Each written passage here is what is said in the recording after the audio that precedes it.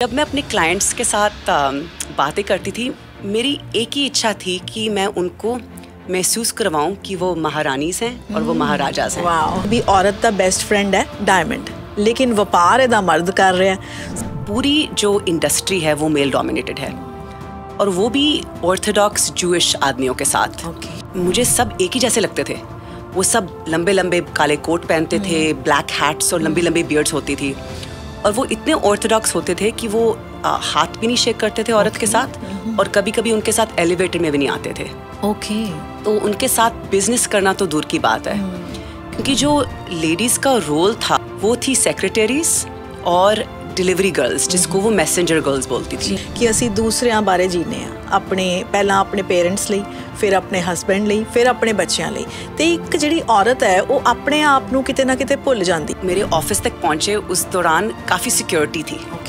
मेरी मॉम कहती कि तौबा तौबा, मैं नहीं आ सकती। कहती कि इतनी सिक्योरिटी, मुझसे कुछ गिर गया, इधर उधर हो गया, मैं नहीं कर सकती है, क्योंकि बड़ा रिस्की काम है। देखो, एक एक हीरा $50,000 का, $1,00,000 का इधर उधर हो जाए तो बिजनेस खत्म हो सकता है, और ऊपर से मैं फीमेल थी। शीतल दा सक्सेस मंत्रा की मैं बहुत ज़्यादा रेजोनेट करती हूँ एक जापानीज कॉन्सेप्ट से, जिसका नाम है ikigai, the reason why you wake up in the morning. They often do business over beers with other manufacturers and other jewellers, pubs में, बार्स में।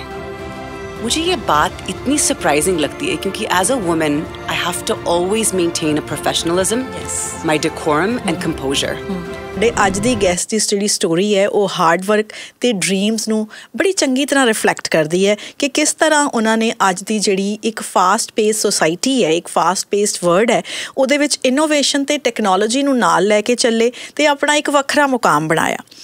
ਅਕਸਰ ਤੁਸੀਂ ਇਹ ਸੁਣਿਆ ਹੋਣਾ ਹੈ ਵੀ ਡਾਇਮੰਡ ਔਰਤ ਦਾ ਸਭ ਤੋਂ ਬੈਸਟ ਫਰੈਂਡ ਹੁੰਦਾ, ਔਰ ਛੋਟੇ ਹੁੰਦਿਆਂ ਤੋਂ ਇੱਕ ਛੋਟੀ ਜਿਹੀ ਕੁੜੀ ਦੀ ਜੇ ਮੈਂ ਗੱਲ ਕਰਾਂ ਉਸ ਤੋਂ ਲੈ ਕੇ ਵੱਡੇ ਹੋਣ ਤੱਕ ਡਾਇਮੰਡਸ ਦੇ ਨਾਲ ਔਰਤ ਦਾ ਬਹੁਤ ਪਿਆਰ ਰਹਿੰਦਾ। ਮੈਂ ਇਹ ਨਹੀਂ ਕਹਿੰਦੀ ਵੀ ਮੈਂ ਕੋਈ ਸਟੀਰੀਓਟਾਈਪ ਗੱਲ ਕਰ ਰਹੀ ਹਾਂ, ਚਾਹੇ ਅਸੀਂ ਬਹੁਤ ਵੱਡੀਆਂ ਗੱਲਾਂ ਕਰ ਲਈਏ ਵਿਮਨ ਐਮਪਾਵਰਮੈਂਟ ਦੀਆਂ, ਲੇਕਿਨ ਅਸੀਂ ਇਹਨਾਂ ਗੱਲਾਂ ਤੋਂ ਇਨਕਾਰ ਨਹੀਂ ਕਰ ਸਕਦੇ ਕਿ ਯੈਸ, ਔਰਤ ਦਾ ਤੇ ਡਾਇਮੰਡ ਦਾ ਰਿਸ਼ਤਾ ਤਾਂ ਹੈ, ਜਿਊਲਰੀ ਦਾ ਰਿਸ਼ਤਾ ਤਾਂ ਹੈ। ਬੜੀ ਹੀ ਯੰਗ ਏਜ ਦੇ ਵਿੱਚ ਸਾਡੇ ਅੱਜ ਦੇ ਗੈਸਟ ਨੇ ਇੱਕ ਲੀਡਿੰਗ ਇੰਡਸਟਰੀ ਐਕਸਪਰਟ ਵਜੋਂ ਆਪਣਾ ਮੁਕਾਮ ਬਣਾਇਆ। ਮੇਰੇ ਨਾਲ ਅੱਜ ਪ੍ਰੋਗਰਾਮ ਦੇ ਵਿੱਚ ਸ਼ੀਤਲ ਗੁਪਤਾ ਹਨ, ਜਿਨ੍ਹਾਂ ਨੂੰ ਡਾਇਮੰਡ ਲੇਡੀ ਕਿਹਾ ਜਾਂਦਾ। ਯੈਸ, ਡਾਇਮੰਡ ਲੇਡੀ, ਕਿਉਂਕਿ ਇਹਨਾਂ ਨੇ ਆਪਣਾ ਇੱਕ ਵੱਖਰਾ ਮੁਕਾਮ ਬਣਾਇਆ। 2 ਲਗਜ਼ਰੀ ਜਿਊਲਰੀ ਹਾਊਸਿਸ ਵੈਨਕੂਵਰ ਦੇ ਵਿੱਚ ਇਹਨਾਂ ਦੇ ਹੈਗੇ ਆ। ਉਹਦੇ ਨਾਲ ਨਿਊਯਾਰਕ ਦੀ ਜਿਹੜੀ ਡਾਇਮੰਡ ਇੰਡਸਟਰੀ ਸੀ, ਡਾਇਮੰਡ ਡਿਸਟ੍ਰਿਕਟ ਜਿਹੜਾ ਸੀ, ਉਹਦੇ 'ਚ ਟ੍ਰੇਡਿੰਗ ਤੇ ਮੈਨੂਫੈਕਚਰਿੰਗ ਡਿਵੀਜ਼ਨ ਨੂੰ ਇਹਨਾਂ ਨੇ ਮੈਨੇਜ ਕੀਤਾ। ਸੋ ਸ਼ੀਤਲ ਗੁਪਤਾ ਦਾ ਸਵਾਗਤ ਕਰਦੇ ਹਾਂ ਸਭ ਤੋਂ ਪਹਿਲਾਂ ਸ਼ੋਅ ਦੇ ਵਿੱਚ। Sheetal, Sat Sri Akal, welcome to the show. Thank you so much. बहुत बार ऐसे होता है कि हम बातें बहुत करते हैं, लेकिन बहुत प्राउड फील होता है जब आपके जैसी औरतें हमारी कम्युनिटी का एक हिस्सा बनती हैं। अपने ड्रीम्स के बलबूते पर हमें अपनी जो डेस्टिनेशन हमने एक चुनी होती है, उसमें कहते होता है ना झंडे गाड़ देने, वो झंडे आपने गाड़े हैं उस मेल डोमिनेटेड इंडस्ट्री में, जिसमें कई बार जाते हुए भी औरत को डर लगता है। Power of being a women, है ना। औरत की जब बात आती है तो अक्सर ये कहा जाता है कि औरत बहुत रिजिलियंट है, बहुत मिलनसार होती हैं, इमोशनल भी होती हैं और स्ट्रॉन्ग भी होती हैं। पॉजिटिव इमोशंस की बात करते हैं, औरतों में बहुत पॉजिटिव इमोशन है। आप क्या सोचती हैं कि ये जो क्वालिटीज़ हैं औरत की, क्या ये नो डाउट आप में ये सारी क्वालिटीज़ हैं, क्या इन क्वालिटीज़ ने आपको स्ट्रॉन्ग बनाया इस प्रोफेशन जाने के लिए? मैं बिल्कुल आपकी बात से सहमत हूँ। देखिए, जो ये ज्वेलरी का बिज़नेस है ना, ये एक बिज़नेस ऑफ रिलेशनशिप्स है। चाहे मेरे रिलेशनशिप्स मेरे ज्वेलरी मैन्युफैक्चरर्स के साथ हैं, चाहे वो मेरे क्लाइंट्स के साथ हैं, डायमंड कटर्स के साथ हैं, ये एक इमोशनल और ट्रस्ट बेस्ड बिजनेस है। तो मैं आपको बताती हूँ, जब एक मेल क्लाइंट मेरे पास आता है एक डायमंड एंगेजमेंट रिंग खरीदने के लिए, देखिए उस वक्त बहुत ज़्यादा स्ट्रेस में आता है वो।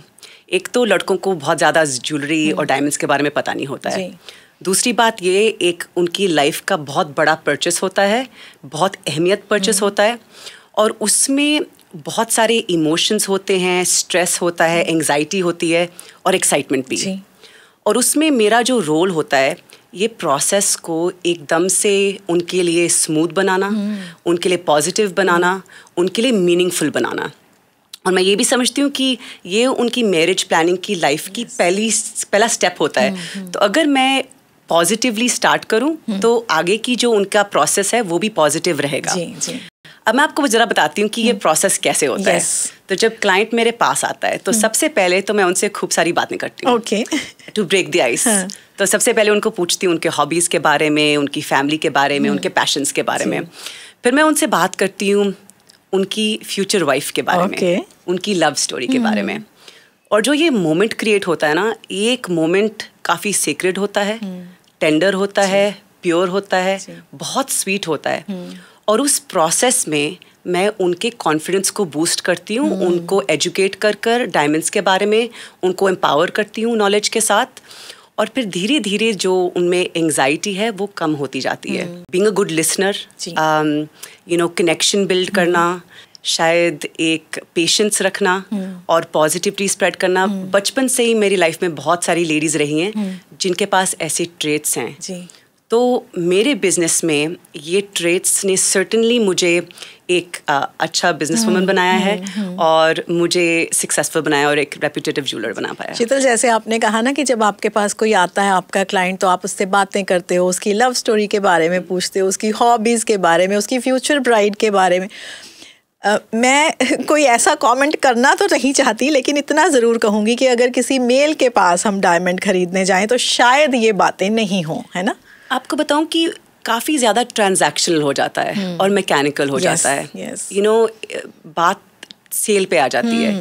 लेकिन मैं ये समझती हूँ अपने आप को एक बहुत बड़ा प्रिविलेज कि किसी की लाइफ का इतना इम्पोर्टेंट मोमेंट का हिस्सा बनना, वो एक प्रिविलेज है। बिल्कुल। और I think as a woman हमारे में ये इमोशंस हैं और ये कनेक्टिविटी जो है ये है। तो मुझे लगता है कि शायद ये गुप्ता के साथ बहुत ही इंटरेस्टिंग गल है ਜਿਹੜੀ शीतल होरा ने कही है कि औरतां ਦੇ ਵਿੱਚ ਜਿਵੇਂ ਮੈਂ ਕਿਹਾ ਸੀ ਕਿ ਇਦਾਂ ਦੀਆਂ ਜਿਹੜੀਆਂ ਪੋਜ਼ਿਟਿਵ ਇਮੋਸ਼ਨਸ ਹੈਗੇ ਆ, ਅਸੀਂ ਮਿਲਣਸਾਰ ਆ, ਅਸੀਂ ਪਿਆਰ ਕਰਨਾ ਜਾਣਦੇ ਆ, ਸਾਡੇ ਦਿਲ ਦੇ ਵਿੱਚ मतलब औरत के दिल दे विच जो कुछ है वो बयान ही नहीं किया जा सकता। मैनू लगता है किन्ने पोइट्स ने अज तक किन्नी पोइट्री लिखी है, लेकिन अजे तक जे कोई कहे कि मैं औरत का दिल बयान करता, ये गलत होगा। औरत का दिल बयान करना बहुत मुश्किल है और शीतल ने भी वही गल कही है। कुछ कर सकते हैं। जिहड़ी जनरेशन साडी हैगी है, असी सिर्फ सुपने वेखते ही नहीं, असी सुपनियां नू पूरा करना भी जानते हैं। शीतल, डायमंड लेडी जो मैं कहनी है ना, मैनू बहुत प्राउड फील होंदा की है ये डायमंड लेडी दी जर्नी। ये जर्नी बहुत मैजिकल रही है मेरे लिए। तो कहानी को मैं शुरू करती हूँ। जब मेरा UBC से ग्रेजुएशन हुआ, मैं एक बिज़नेस फैमिली से आती हूँ। मेरे मॉम डैड के पास रिटेल शॉप्स हैं गैस टाउन में, और बचपन में ही मॉम डैड हमें काम पर ले जाते थे। तो बचपन से ही हमारी बिज़नेस में ट्रेनिंग होती जा रही थी। तो नेचुरली बात यह है कि जब ग्रेजुएशन हुई तो मॉम डैड चाहते थे कि मैं बिज़नेस ज्वाइन करूँ, लेकिन मेरी इच्छा थी कि मैं कुछ इंडिपेंडेंटली करूँ। मेरे को हमेशा से ज्वेलरी और लग्जरी का बहुत इंटरेस्ट था। आपको बात बताऊँ, समहाउ मैं अपनी सहेलियों की मदर्स के ज्वेलरी क्लॉजेट में पहुंच जाती थी। अच्छा। पता नहीं क्यों, मैं हमेशा, मुझे पता होता था कि मेरी आंटियों के पास क्या क्या ज्वेलरी के कलेक्शन है, वो बहुत कंफर्टेबल हो जाती थी और मेरे को इंटरेस्ट बहुत था। तो मैंने फिर, मेरे पास उस वक्त एक बहुत अहमियत इंसान है मेरी लाइफ में, मेरे गुरुजी हैं, मेरे स्पिरिचुअल गाइड। मैंने उनसे गाइडेंस की कि ऐसे ऐसे मैं ना एक ज्वेलर बनना चाहती हूँ। तो कहते कि जो ज्वेलर बनना है ना, वो एक बहुत नोबल जॉब है। अच्छा। लेकिन उसके लिए आपको एक्सपीरियंस भी चाहिए और एक्सपर्टीज भी चाहिए, दोनों चीज़ें आपके पास नहीं है। तो अब आप चालू हो जाओ। तो फिर मेरी जो ज्वेलरी की ट्रेनिंग की जर्नी है, पहले शुरुआत हुई, मैंने वैंकूवर कम्युनिटी कॉलेज से डायमंड ग्रेडिंग के कोर्सेज लिए। अच्छा। उसके बाद मैंने बर्क्स में जॉब ली। शुरुआत की एज अ सेल्स पर्सन। फिर मैं बहुत जल्द स्टोर डायरेक्टर बनी। 2 साल वहाँ पर मैंने काम किया। उसके बाद मैं चाहती थी जेमोलॉजिस्ट का डेजिग्नेशन। उसके लिए मैं गई न्यूयॉर्क सिटी, और वहाँ पर जो GIA है, जेमोलॉजिकल इंस्टीट्यूट ऑफ अमेरिका, वहाँ से मैं जेमोलॉजिस्ट की स्टडी की। फिर हो गया शुरू वहाँ पर 2008 का रिसेशन, और मैं करना चाहती थी जॉब। अब मेरी खुशकिस्मती थी कि मुझे वहाँ पर एक बहुत बड़ी डायमंड मैन्युफैक्चरिंग कंपनी के साथ जॉब मिली, director of operations of North America. ये एक बेल्जियन बेस्ड कंपनी थी। मैं आपको बताती हूँ, ये कंपनी स्पेशलाइज करती थी लार्ज ऑक्शन क्वालिटी डायमंड्स। मैं आपको बताती हूँ, जो ईच हीरा था वो 50,000 से $8 मिलियन ईच, और ये बिकते थे ऑक्शंस में। तो आप देखिए कि उन 3 सालों में मुझे मैंने दुनिया ट्रैवल की। मैंने दुनिया के बिगेस्ट एग्जीबिशंस, चाहे वो स्विट्ज़रलैंड हो, हांगकांग में, वहाँ पर एग्जीबिशन किया। और जो दुनिया के top of the top, best of the best जो ज्वेलर्स हैं उनके साथ मैं सीखी, उनसे इंस्पायर हुई। फिर न्यूयॉर्क के बाद मैं कैलिफोर्निया गई, वहाँ पर ज्वेलरी डिज़ाइन स्टडी की। फिर मैं वापस वैंकूवर आई, फिर मैं जनरल मैनेजर बनी स्पेंस डायमंड्स की। फिर 6.5 साल बाद मैंने अपना महारानी ज्वेल्स अपना बिजनेस स्टार्ट किया 2011 में। और आपको मैं बताती हूँ कि मैं बहुत नर्वस थी बिजनेस स्टार्ट करने के लिए। आई वॉज टेरिफाइड क्योंकि ये एक हाई रिस्क बिजनेस है। मैं 20s में थी। ऊपर से मैं बहुत ज़्यादा लेडीज़ को नहीं जानती थी जो ऐसे बिजनेसेस चलाती थी उस वक्त। और ऊपर से मैं चाहती थी कि ये बिजनेस बाय अपॉइंटमेंट ओनली हो, जो एक बहुत अनयूजुअल और यूनिक कॉन्सेप्ट था उस वक्त। लेकिन मैं बिजनेस फैमिली से आती हूँ, तो मॉम डैड ने, मेरे बड़े भाई ने बहुत मुझे सपोर्ट किया और इनकरेज किया और बिजनेस खोल दिया। और अब शुरू हुई 3-4 साल की जो तपस्या मैं बोलती हूँ, हसल जिसको बोलते हैं। देखिए, ज्वेलरी के एग्जीबिशंस लगाना आसान नहीं है। एक एक पीस अगर कुछ गुम हो जाए तो thousands of dollars की कॉस्ट होती है। तो ज्वेलरी को पैक करना, हर वेडिंग शो में मैं गई, उसके बाद ज्वेलरी एग्जीबिशंस लगाए, बहुत सारी नेटवर्किंग की, और year after year, month after month बस रिपीट करती गई इस प्रोसेस को।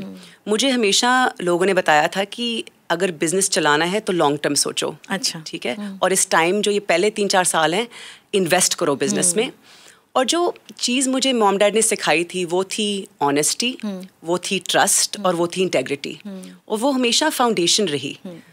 तो जब मैं अपने क्लाइंट्स के साथ बातें करती थी, मेरी एक ही इच्छा थी कि मैं उनको महसूस करवाऊं कि वो महारानीज हैं और वो महाराजाज हैं। और उनको ऐसा एक्सपीरियंस दूं, top customer service, best quality और बेस्ट प्राइसेस।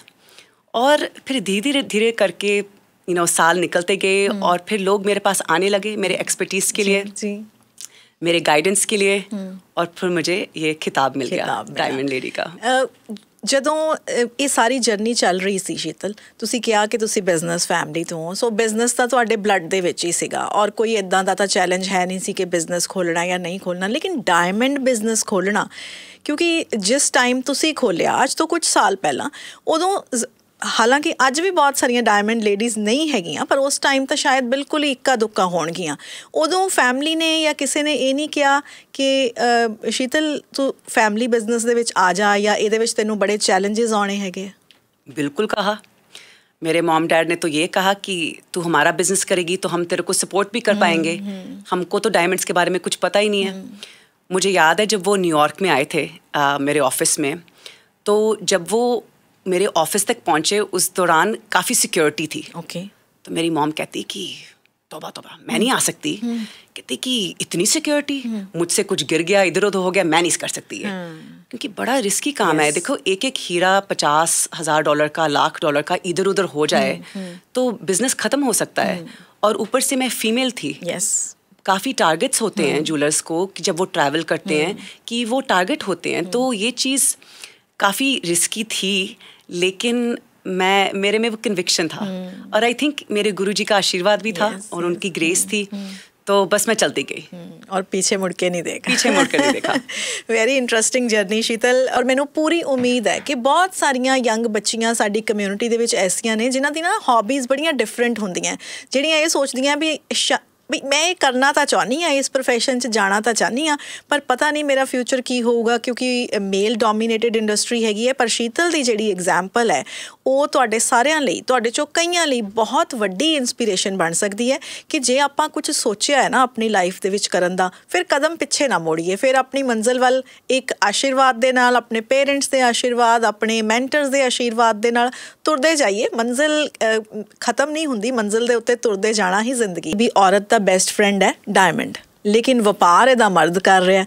सो तुहानूं किते ना किते तां कोई ना कोई चैलेंज, कोई ना कोई स्ट्रगल ज़रूर आया होना, क्योंकि इंडस्ट्री दे विच एक औरत नूं एक्सेप्ट करना एक ऐसी इंडस्ट्री दे विच जिहड़ी मेल डोमीनेटेड है बड़ा औखा है। जब मैं न्यूयॉर्क में थी, डायरेक्टर थी ऑपरेशंस की नॉर्थ अमेरिका की, of buying and selling diamonds, तो आप बिलीव नहीं कर सकते, जब मैं वहाँ पर पहुँची, एक तो मैं I was new to New York city, मैं बिज़नेस में नहीं थी, मैं 20s में थी, और मैं अपने ब्राइट लिपस्टिक, ड्रेस और हैंडबैग लेकर जाती थी, और मैंने देखा कि पूरी जो इंडस्ट्री है वो मेल डोमिनेटेड है, और वो भी ऑर्थोडॉक्स जूइश आदमियों के साथ। अब देखिए, मेरा जन्म हुआ है वैंकूवर में, और मैंने कभी यहाँ पर किसी ऑर्थोडॉक्स जूइश आदमी को नहीं देखा।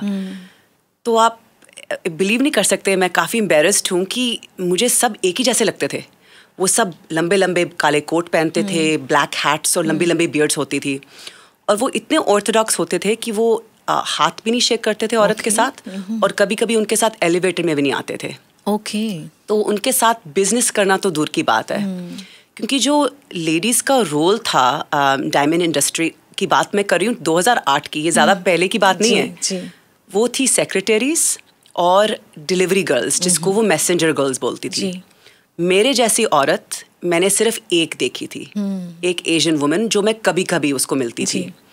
तो आप इमेजिन करो, मुझे लेना था मेंबरशिप डायमंड डीलर्स क्लब में। वो एक प्रेस्टिजियस डायमंड ट्रेडिंग प्लेटफॉर्म है हार्ट ऑफ न्यूयॉर्क सिटी में।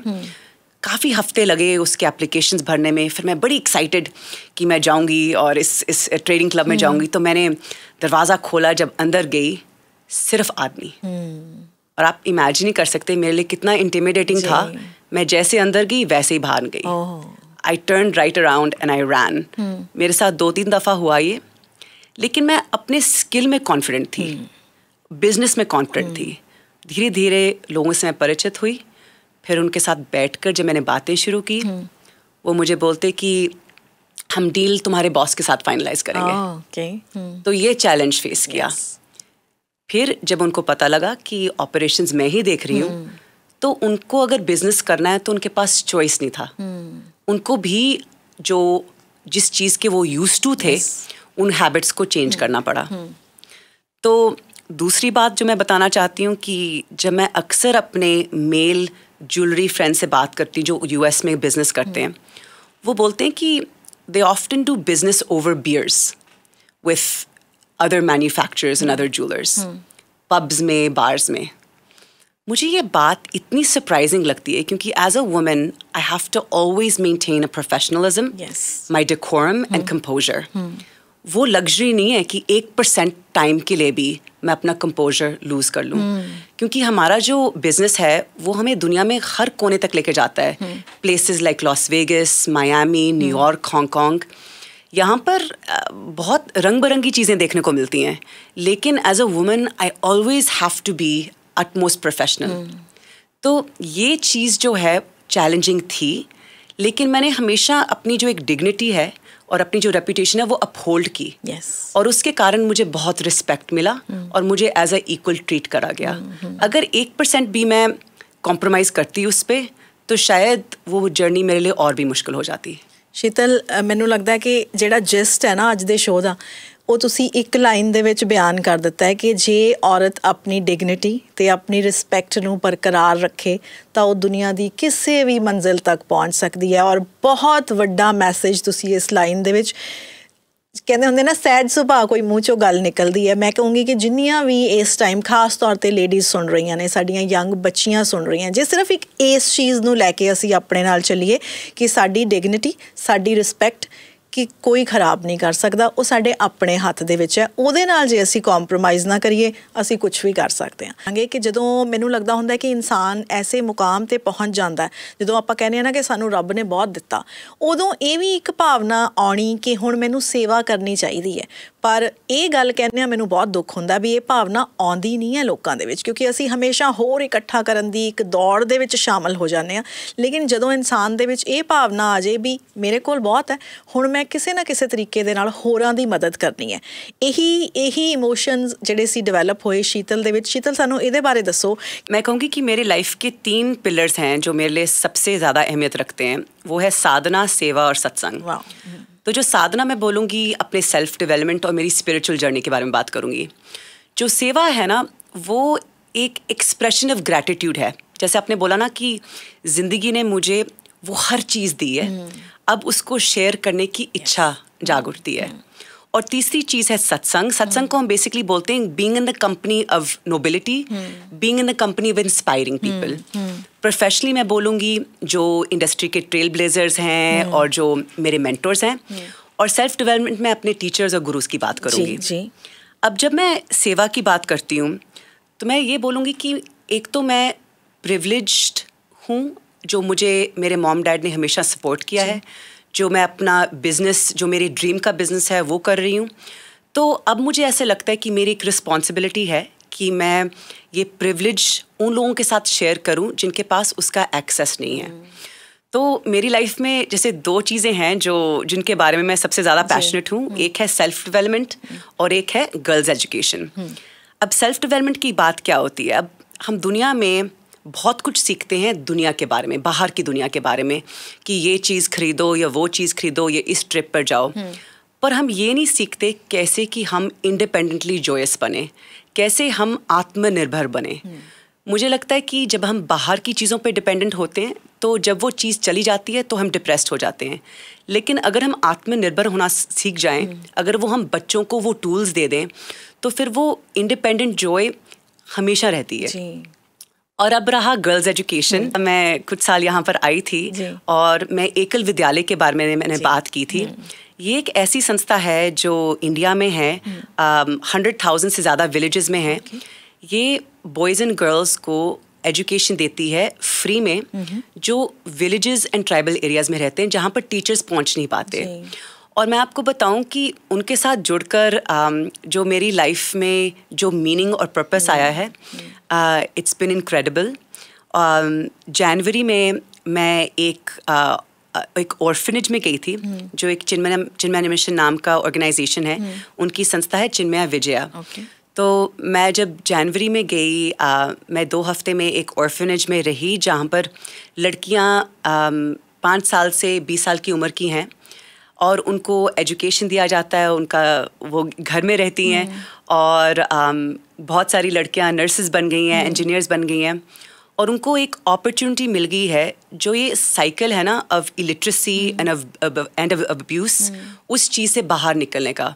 और मैं जाकर उनको मैंने कॉन्वर्सेशनल इंग्लिश सिखाई, मैंने उनको लाइफ के बारे में सिखाया, भरतनाट्यम सिखाया, और मैं आपको बयान नहीं कर सकती कि मेरी दिल को कितनी खुशी मिलती है कि भगवान ने मुझे ये मौका दिया है कि मैं कुछ कर सकती हूँ। और मैं जिवें किहा सी शीतल कि बहुत घੱਟ लोग ਹੁੰਦੇ ਨੇ ਜਿਹੜੇ ਇਸ ਤਰ੍ਹਾਂ ਦੀ ਫੀਲਿੰਗ ਆਪਣੇ ਅੰਦਰ ਰੱਖਣ ਕਿ ਯੈਸ ਮੈਨੂੰ ਰੱਬ ਨੇ ਇੰਨਾ ਕੁਝ ਦਿੱਤਾ ਮੈਂ ਵੀ ਦਿਆਂ, ਕਿਉਂਕਿ ਕਿਤੇ ਨਾ ਕਿਤੇ ਅਨਫੋਰਚੂਨੇਟਲੀ ਅਸੀਂ ਇਹ ਦੁਨੀਆ ਦੀ ਇੱਕ ਦੌੜ ਦੇ ਵਿੱਚ ਕਹਿੰਦੇ ਹੁੰਦੇ ਨਾ ਰੈਟ ਰੇਸ ਦੇ ਵਿੱਚ ਸ਼ਾਮਲ ਹੋ ਜਾਂਦੇ ਆ, ਤੇ ਸੈਲਫ ਡਿਵੈਲਪਮੈਂਟ ਦੀ ਜਿਹੜੀ ਤੁਸੀਂ ਗੱਲ ਕੀਤੀ, ਅਸੀਂ ਸੈਲਫ ਡਿਵੈਲਪਮੈਂਟ ਤਾਂ ਭੁੱਲ ਹੀ ਜਾਂਦੇ ਹਾਂ, ਸੈਲਫ ਲਵ ਸੈਲਫ ਕੇਅਰ ਵੀ ਭੁੱਲ ਜਾਂਦੇ ਹਾਂ।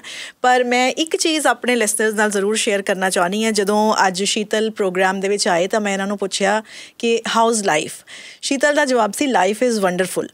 ਮੈਨੂੰ ਬਹੁਤ ਚੰਗਾ ਲੱਗਿਆ ਸ਼ੀਤਲ ਜਦੋਂ ਤੁਸੀਂ ਇਹ ਕਿਹਾ, ਕਿਉਂਕਿ ਅਕਸਰ ਕੀ ਹੁੰਦਾ ਹੈ, ਉਹ ਔਰਾ ਜਿਹੜਾ ਸੀ ਨਾ ਇੱਕ ਪੋਜ਼ਿਟਿਵਿਟੀ ਦਾ, ਉਹ ਮੈਂ ਮਹਿਸੂਸ ਕੀਤਾ।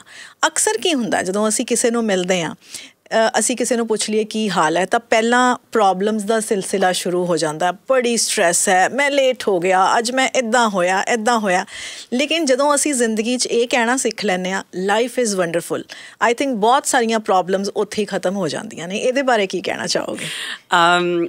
आई थिंक मैं बहुत ब्लेस्ड हूँ, यही कह सकती हूँ कि परमात्मा ने जो मेरी लाइफ में ऐसे लोग डाले हैं, मेंटर्स, पेरेंट्स, गुरुज, जिनके कारण जो मैं हूँ। अगर मैं बोलूँ कि मैंने कुछ किया है तो ऐसी बात नहीं है। शीतल दा सक्सेस मंत्र की है? देखिए, मेरे लिए जो सक्सेस है ना, it is about having clarity of what your purpose is. देखिए, और उस पर्पस तक पहुंचने के लिए करेज चाहिए, ह्यूमिलिटी चाहिए और डिसिप्लिन चाहिए। लेकिन हमारे को क्लैरिटी होने के लिए कि हमारा पर्पस क्या है, उसके लिए ये क्लैरिटी होनी चाहिए कि हम कौन हैं। और ख़ुद को जानने के लिए अगर हम अपने आप के साथ वक्त ना बिताएं, इंट्रोस्पेक्ट ना करें, तो हम कभी जान ही नहीं पाएंगे कि हम कौन हैं, हम क्यों पैदा हुए हैं।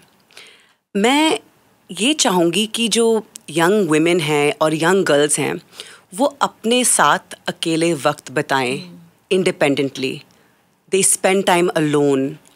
जो ये कल्चरल नॉर्म्स हैं, जो ये लेबल्स हैं, जो ये बॉक्स्ड वे ऑफ थिंकिंग है, उससे बाहर निकलें और जो वो खुद हैं, जो उनके खुद के ड्रीम्स हैं, उनको रीच कर पाएं, पर वो तब ही कर पाएंगे जब वो खुद को जानते हैं। मैं बहुत ज़्यादा रेजोनेट करती हूँ एक जापानीज कॉन्सेप्ट से जिसका नाम है इकिगाई। इकिगाई एक डायग्राम है 4 सर्कल्स का। फर्स्ट सर्कल में आप लिखते हो व्हाट यू लव, सेकंड में you write what you are good at, third में आप लिखते हो व्हाट द वर्ल्ड नीड्स, और फोर्थ में आप लिखते हो what you can be paid for. और जब वो 4 सर्कल्स बनाते हो, उनके सेंटर में बनता है इकिगाई। इकिगाई का मतलब ये है the reason why you wake up in the morning. अगर हम सारे एफर्ट्स हम इस चीज़ में डालें तो हम अल्टीमेट फुलफिलमेंट पा पाएंगे। देखिए, आई फील कि हम बहुत ज़्यादा वक्त लगाते हैं दुनिया में खोज करने के लिए खुशी। हम अपने भीतर अपने आप के साथ वक्त नहीं बिताते। अगर हम ज़िंदगी में क्लैरिटी के साथ जिएंगे, पर्पस के साथ जिएंगे, तो नेचुरली हम खुशी के साथ जिएंगे। और खुशी से बढ़कर क्या सक्सेस है लाइफ में। बिल्कुल बिल्कुल। शीतल, ਤੁਸੀਂ ਕਿਹਾ ਕਿ ਇਹ ਵੀ ਆਪਾਂ ਨੂੰ ਪਤਾ ਹੈ, ਜਿਵੇਂ ਆਪਾਂ ਪਹਿਲਾਂ ਵੀ ਗੱਲ ਕੀਤੀ ਸੀ ਕਿ ਸਾਰੇ ਦਿਨ ਤਾਂ ਇਹ ਆਪਾਂ ਕਹੀਏ ਵੀ ਰੋਜ਼ੀ ਐਂਡ ਸ਼ਾਈਨੀ ਹੁੰਦੇ ਨਹੀਂ, ਹੈ ਨਾ। ਕੋਈ ਦਿਨ ਨੋ ਡਾਊਟ ਬਹੁਤ ਵਧੀਆ ਗੁਜ਼ਰਦੇ ਨੇ, ਸਾਰਾ ਕੁਝ ਸਹੀ ਚੱਲ ਰਿਹਾ, ਲੇਕਿਨ ਕੋਈ ਦਿਨ ਐਸੇ ਵੀ ਹੁੰਦੇ ਹੋਣੇ ਜਦੋਂ ਤੁਹਾਨੂੰ ਵੀ ਕੋਈ ਸਟਰਗਲ ਹੋਈ, ਕੋਈ ਚੈਲੰਜ ਹੋਇਆ, ਤੁਸੀਂ ਕੋਈ ਹਾਰਡਸ਼ਿਪ ਫੇਸ ਕੀਤਾ। ਉਸ ਟਾਈਮ ਤੁਸੀਂ ਪਰਸਨਲੀ ਤੇ ਪ੍ਰੋਫੈਸ਼ਨਲੀ ਕਿਸ ਤਰ੍ਹਾਂ ਉਸ ਚੀਜ਼ 'ਚੋਂ ਨਿਕਲਦੇ ਹੋ? मेरे ख्याल से अपने आसपास अच्छे लोगों को रखना बहुत ज़रूरी है। मैंने सत्संग के बारे में बात की। मेरी लाइफ में बहुत अमेजिंग गाइड्स हैं, बहुत अमेजिंग मेंटर्स हैं, चाहे वो मेरे गुरु हैं, चाहे वो मेरे पेरेंट्स हैं, फ्रेंड्स हैं। अगर मैं बिज़नेस को लूँ तो उन्होंने हमेशा ये सिखाया है कि लंबी सोचो, दिस टू शैल पास। अगर मेरे पास एक लॉन्ग टर्म विजन होगा तो जो भी मार्केट के अप्स एंड डाउन्स हैं, ट्रेंड्स के अप्स एंड डाउन्स हैं, इन सब चीज़ों के परे मैं सोच पाऊंगी। अब मैं आपको एग्जांपल बताती हूँ कि अब बिजनेस वर्ल्ड में एब्स एंड फ्लोज आते हैं। वो एक मौका होता है कि हम अपने बिजनेस को एक अलग एंगल से देखें और क्रिएटिव बने। मैंने अपने बिजनेस में इतनी पिवटिंग की है। कभी मैंने फोकस किया है हाई एंड लग्जरी प्रोडक्ट्स के साथ, कभी मैंने क्लासिक ज्वेलरी जैसे सॉलिटेयर्स एंड टेनिस ब्रेसलेट्स के साथ, कभी कभी मैंने private events and private shows किए हैं। अगर मैं अपने ईगो को लेकर बैठूं और अटैचमेंट को लेकर बैठूं एक सर्टेन आइडिया के साथ, तब मैं आगे नहीं बढ़ पाऊंगी।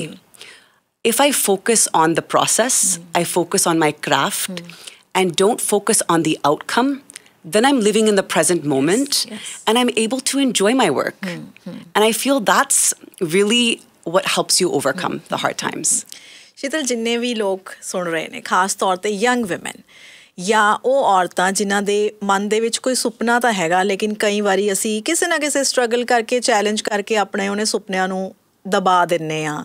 ਕਈ ਵਾਰੀ ਇਹ ਵੀ ਹੁੰਦਾ ਸਾਡੀ ਕਮਿਊਨਿਟੀ ਦੇ ਵਿੱਚ, ਖਾਸ ਤੌਰ 'ਤੇ ਜੇ ਮੈਂ ਗੱਲ ਕਰਾਂ, ਕਿ ਅਸੀਂ ਦੂਸਰਿਆਂ ਬਾਰੇ ਜੀਂਦੇ ਹਾਂ, ਪਹਿਲਾਂ ਆਪਣੇ ਪੇਰੈਂਟਸ ਲਈ, ਫਿਰ ਆਪਣੇ ਹਸਬੈਂਡ ਲਈ, ਫਿਰ ਆਪਣੇ ਬੱਚਿਆਂ ਲਈ। ਅਤੇ ਇੱਕ ਜਿਹੜੀ ਔਰਤ ਹੈ ਉਹ ਆਪਣੇ ਆਪ ਨੂੰ ਕਿਤੇ ਨਾ ਕਿਤੇ ਭੁੱਲ ਜਾਂਦੀ ਹੈ। ਉਹਨਾਂ ਨੂੰ ਕੀ ਮੈਸੇਜ ਦੇਣਾ ਚਾਹੋਗੇ? सबसे पहले अपने साथ वक्त बिताओ, अपने आप को जानो।